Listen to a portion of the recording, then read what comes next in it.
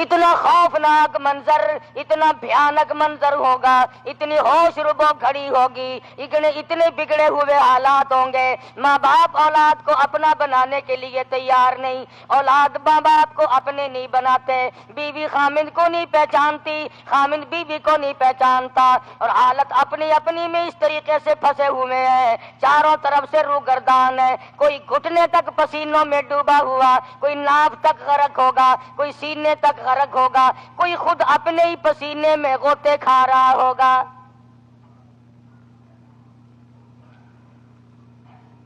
ارشاد فرمایا مدنی کریم صلی اللہ تعالی علیہ وسلم نے، او لوگوں اس وقت کے لیے سائے کا انتظام کرو، اس وقت کے لیے پانی کا انتظام کرو، اس 50,000 سال کے لیے جو ایک عجیب و قسم کی گھڑی ہوگی اس کے لیے کچھ تیاری کرو، زمین تانبے کی طرح تپ جائے گی۔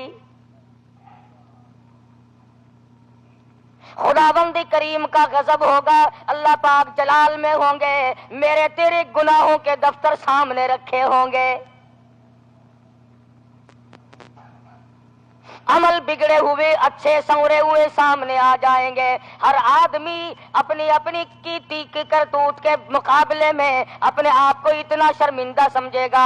آواز آئے گی لیمیز اللہ الخبیث من الطیب، اور میرے نیک بندوں اور مجرموں، آج میرے نیک بندوں کے پاس تمہیں کھڑا ہونے کی بھی اجازت نہیں۔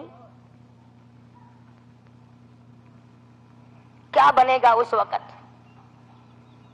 آخر یہ وقت پاس سے نہیں گزرنا، میرے تیرے اندر سے گزرنا ہے۔ حضرت شاہ ولی اللہ محدث دہلوی رحمت اللہ علیہ نے بڑے عجیب نکات لکھے ہیں، خدا کی قسم اگر تھوڑا سا ایمان اور جگر پھٹ جاتا ہے۔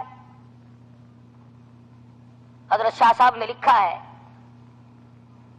کہ اس کے اندر کیا حکمت ہے کہ حضور اکرم صلی اللہ علیہ وسلم پیغمبر سب سے بڑے، رسول سب سے اونچے، نبیوں کے سردار، ساری کائنات کے سردار ہیں، مگر آخر میں حضور کیوں لایا گیا؟ حضور کو بیچ میں لاتے، ابتداءً حضور کو تشریف لانا چاہیے تھا سب سے پہلے، مگر اخیر میں کیوں اللہ پاک لائے؟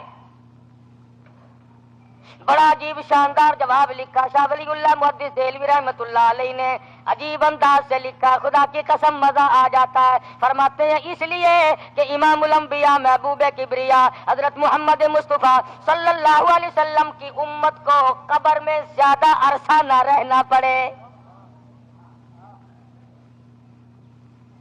نوح علیہ السلام کی امت آج تک قبروں میں ہے کہ نہیں؟ یعقوب علیہ السلام کی امت، ابراہیم خلیل اللہ کی امت، موسیٰ کلیم اللہ علیہ السلام کی امت قبروں میں ہے۔ فرمایا اللہ پاک نے آسانی دی، اور میرے نبی تو رحمت والا نبی ہے، تو کریم نبی ہے، تو رؤوف الرحیم، میں نے بنا کے بھیجا، ختم نبوت کا تاج میں نے تیرے سر پہ اڑا کے بھیجا، آ تیری نبوت کے صدقے میں تیری امت پہ کرم کر دوں، بالکل اخیر میں لاؤں گا تاکہ کروڑوں برس قبروں کے اندر ان کو عذاب اور تلخی نہ بھگتنی پڑے۔ اس لیے آخر میں اللہ پاک لائے کہ سرکار دو جہاں صلی اللہ علیہ وسلم کی امت کو قبر کا عذاب کروڑوں سال نہ بھگتنا پڑے، لاکھوں سال نہ بھگتنا پڑے۔ اور اسی پر شاہ صاحب محدث دہلوی رحمت اللہ علیہ لکھتے ہیں، میدان حشر میں سب سے پہلے حساب و کتاب حضور اکرم صلی اللہ علیہ وسلم کی امت کا شروع ہوگا۔ آئے سب سے اخیر میں، چاہیے تو یہ تھا اصولی طور پر کہ آدم علیہ السلام سے حساب شروع ہو، اور عیسیٰ علیہ السلام کی امت تک کا حساب و کتاب جب چک جائے، پورا ہو جائے، پھر محمد عربی صلی اللہ علیہ وسلم کی امت کا حساب و کتاب ہو۔ لیکن اللہ کے نبی نے فرمایا سب سے پہلا حساب و کتاب میری امت کا ہوگا، اس لیے کہ یہ عذاب میں زیادہ دیر تک مبتلا نہ رہے، جنتی جنت میں جلدی پہنچ جائے۔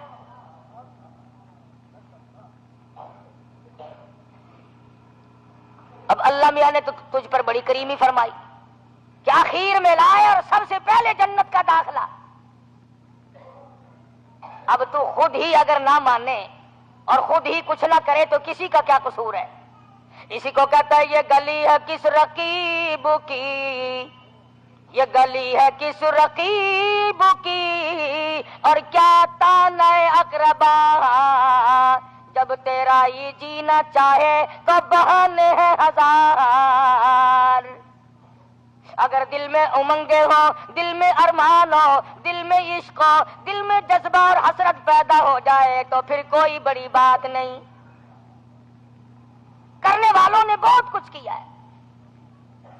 इसी मुसीबत में रहते रहते, इसी दुनिया के अंदर रहते रहते, इन बलाओं और परेशानियों में रहते रहते कमाई करने वालों ने बहुत बड़ी कमाई की और दूसरों को भी सबक दिया। तूफान से गुजर, तूफान से गुजर, चक्कर में न फंस, गर्दाब न बन। तूफान से गुजर, चक्कर में न फंस, गर्दाब न बन। बन हल्की मौज मगर ऐसी जिस मौज पे दरिया नाज करे। औलाद के होते हुए, बीवी का चक्कर होते हुए, रोटी पानी का चक्कर चलते चलते, ये दुनिया के थपेड़े खाते खाते फिर भी परवरदिगार आलम जल्ले शानहू की इताअत बजा लाए, मदनी करीम सल्लल्लाहु अलैहि वसल्लम की सुन्नतों पे अमल करे। खुदा की कसम दुनिया ही में सब कुछ मिलता है। औलिया किराम की इसी तरह से हालात समझ में आ सकते हैं। हजरत ख्वाजा बाकी बिल्ला सब कह दो रहमतुल्लाह अलैह, जामिया मस्जिद दिल्ली के सामने मजार है। मैं गया था अप्रैल में, हजरत की खबर पे गया था। बहुत बड़े वली गुजरे हैं, सबने माना। अजीब जिंदगी थी। कुछ मेहमान आ गए, रात काफी गुजर चुकी थी। मेहमानों से पूछा कि रोटी खानी है? उन्होंने कहा जी हां। अब हजरत के पास दमड़ी ढेला कुछ नहीं, इतना बड़ा वली, कभी पैड़ियों से नीचे उतरते हैं और कभी ऊपर चढ़ते हैं और कभी नीचे आते हैं और कभी ऊपर जाते हैं, परेशान हैं। नान भाई बटियारा रोटी का काम करने वाला देख रहा था, समझ गया कि हजरत को कोई परेशानी है। उठ के आया और आके कहने लगा अल्लाह वाले क्या बात है? फरमाने लगे 4 आदमियों को खाना खिलाना है, पाई पैसा कोई नहीं। 4 आदमी भूखे हैं, मुसाफिर हैं, उनको रोटी खिलानी है, मेरे पल्ले पाई पैसा कोई नहीं। कहा हजरत इसमें कौन सी बात है?